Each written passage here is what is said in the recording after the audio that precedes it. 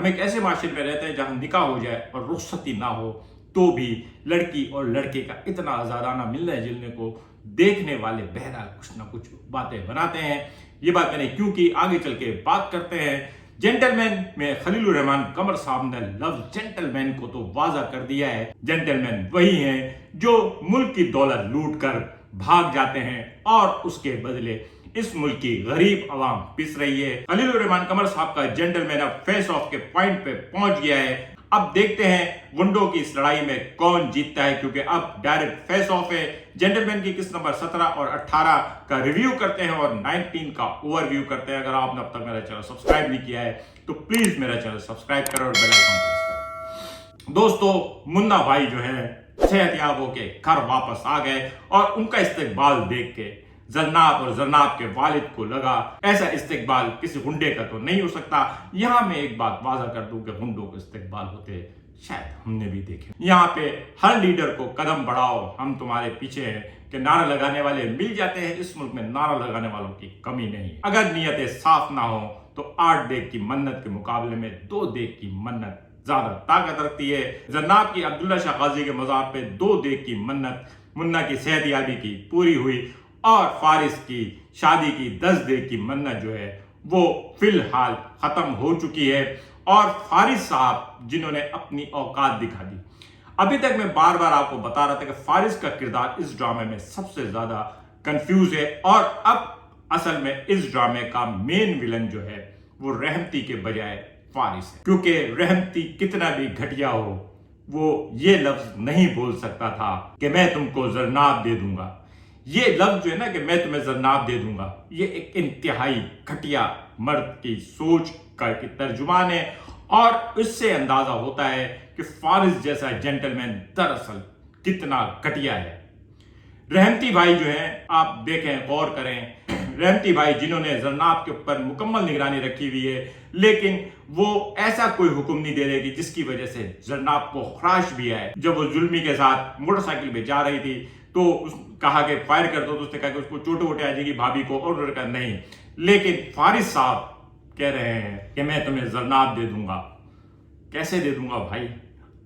یہ بہرحال خلیل الرحمان قمر صاحب نے رکھا ہوگا. لیکن اب رحمتی بھائی کا گول تو بالکل لاؤڈ اینڈ کلیئر ہو گیا ہے کیونکہ منا ان کا دشمن ہے. منا کو مارنے کے لیے ان کے پاس سپورٹ ہے اور منا کو مارنے کا انعام بھی، یعنی اپنے ہی دشمن کو مارنے کا ان کو انعام ملنے والا ہے. رحمتی بھائی تو تیار ہے اور دوسری طرف منا نے منسٹر صاحب سے ملاقات میں رحمتی بھائی کو مارنے سے انکار کر دیا. لیکن آگے جا کے بہرحال منسٹر صاحب کا اس بات پہ حیرت کا اظہار کرنا کہ اس نے آج تک مرڈر نہیں کیا ہے. یہ کیا بتانا چاہ رہے تھے خلیل الرحمان قمر صاحب؟ جو وہ بتانا چاہ رہے تھے اور جو ہم سمجھنا چاہ رہے تھے وہ آپ اور میں سمجھ سکتے ہیں. لیکن 17ویں قسط کے اندر میرے خیال میں کچھ اوور ایکٹنگ ہو گئی. اوور ایکٹنگ کہہ دیں، اوور اسکرپٹ کہہ دیں، اوور ڈائریکشن کہہ دیں. خالد انعم صاحب یعنی وقار صاحب جو زرناب کے باپ ہیں، چھوٹی بہن یا سہیلی نہیں ہے، وہ جس طرح سے زرناب کو منا کا نام لے کے چھیڑ رہے تھے، بہرحال ہمارے معاشرے میں اس طرح سے نہیں ہوتا. ہو سکتا ہے کہیں ہوتا ہو لیکن ان جنرل ایسا نہیں ہوتا. یہ ٹھیک ہے ایک باپ کی حیثیت سے وہ یہ تو کہہ سکتے تھے اگر تم منا کی طرف کے بارے میں سوچ رہی ہو تو سوچ لینا. لیکن جس طرح سے وہ اس کو احساس دلا رہے تھے کہ تم یہ کر رہی تھی، تم وہ کر رہی تھی، تم اپنے دل سے جھوٹ بول رہی ہو، اب تم نے جھوٹ بھی بولنا شروع کر دیا. یعنی کہ وہ زرناب کو یقین دلانا چاہ رہے ہیں، زرناب کو بتا رہے ہیں کہ جی بیٹی تو محبت کر رہی ہے، اور بیٹی کہہ رہی ہے نہیں میں محبت نہیں کر رہی. یہاں پہ جتنے بھی چکر چل رہے ہوتے ہیں، لڑکے اپنے ابا سے بات نہیں کر پا رہے ہوتے اور یہاں پہ ابا جو ہے اپنی بیٹی کو سمجھا رہے ہیں کیا کرنا ہے کیسے کرنا ہے اور چھیڑ چھیڑ کے بتا رہے ہیں. وہ بیٹی جو ہے رات کو کھانا لے کے جا رہی ہے جلمی کے ساتھ، ان کو کھانا کھلا رہی ہے، کتنی دیر میں آ رہی ہے کتنی دیر میں جا رہی ہے. بھائی صاحب خلیل الرحمان قمر صاحب، یہ آپ نے ایلیٹ اور پوش علاقے کی کہانی نہیں لکھی ہے، یہ کرنگی ڈھائی کی کہانی لکھی ہے. کیا ہو گیا ہے یار آپ کو؟ کرنگی ڈھائی میں ایسا تھوڑی ہوتا ہے کہ لڑکیاں رات کو 1-1 بجے کھانا لے کے جاتی ہوں اور وہیں پہ رہتی ہوں، آ رہی ہوں اور جا رہی ہوں، ابا بھی خوش.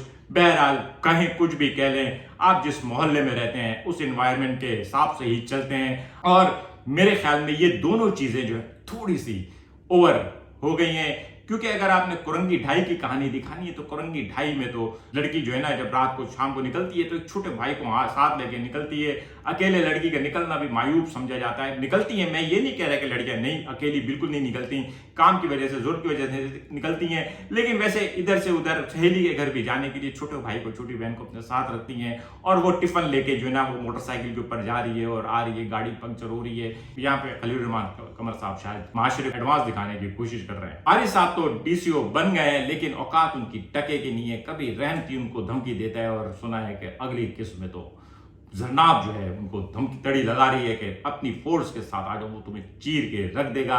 ऐसी ब्यूरोक्रेसी से तो क्या है, मतलब बंदा बेहतर है कि बंदा कोई छोटा मोटा ना कोई क्लर्क लग जाए। हर इसके अंदर जो मायो सईद का जरनाब के घर जाना है और एक्सप्लेन करना है गुंडा कौन है, जेंटलमैन कौन है, क्या चैनल के मालिक की अपनी इनकम जो है वो वाइट है या ब्लैक है, कहाँ से आ रही है। हम आम लोग जो सैलरी पे काम कर रहे हैं उनको खुद नहीं पता कि उनकी कंपनी में कितनी चीजें ब्लैक हो रही हैं। बहरहाल ये सारी चीजें डायलॉगबाजी थी। मायूस शहीद ने ये बात तो एक्सप्लेन कर दी है कि गुंडा इतना बुरा नहीं होता और जेंटलमैन हमेशा अच्छा नहीं होता, और जो वाकई जेंटलमैन है यानी वकार साहब जैसे लोग वो कुछ नहीं कर सकते, सिर्फ दुआ कर सकते हैं और अपने घर में बैठ के कुड़ सकते हैं। और ये हकीकत है कि जो लोग आम लोग हैं वो कुछ नहीं कर रहे, या तो दुआ कर लेते हैं, बददुआ कर लेते हैं या कुड़ लेते हैं। लेकिन मुन्ना भाई का रहमती को जो धमकी लगाई है गाड़ी के टायर की हवा निकालने की, इसका मतलब ये है कि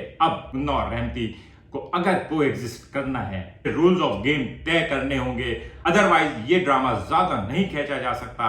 रहमती और मुन्ना में से किसी एक को मरना है और अगर ये हुआ तो ये खत्म हो गया। अगर ये ड्रामा 20, 25, 30 किस्तों तक जाना है तो फिर रहमती और मुन्ना दोनों को एग्जिस्ट करना है, फारिस को भी एग्जिस्ट करना है, और इन सब की एग्जिस्टेंस के लिए जरूरी है कि रूल्स ऑफ गेम्स चेंज हो, कुछ ना कुछ नया तय हो।